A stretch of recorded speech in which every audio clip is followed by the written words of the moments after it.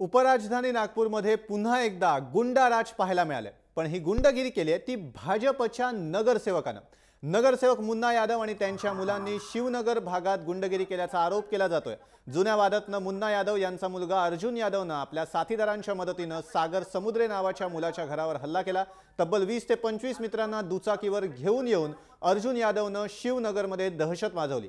परिसरातल्या नागरिकांनी हा प्रयत्न हाणून पाडला तेव्हा स्वतः नगरसेवक मुन्ना यादव आपला भाऊ बाला यादवला घेऊन या वस्तीत पोहोचले।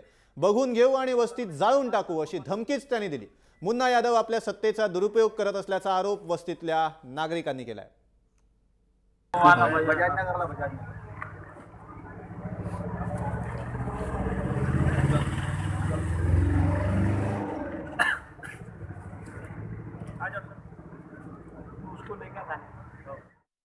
बोल रहा था कि इधर उधर घूमना नहीं बोले थे अर्जुन मुन्ना यादव।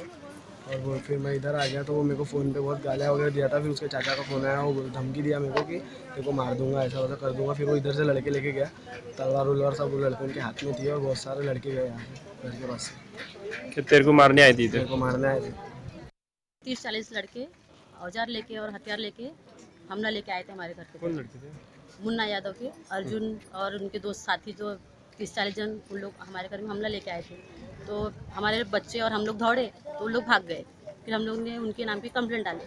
कंप्लेंट डालने के बाद जब हम लोग आए तो मुन्ना यादव जी और उनके साथ में उनके एक साथी थे वो आए और हमको धमका के चले गए। सागरची आई सौ संगीता किशोर समुद्रे यांनी पोलीस स्टेशनला येऊन तक्रार दिली की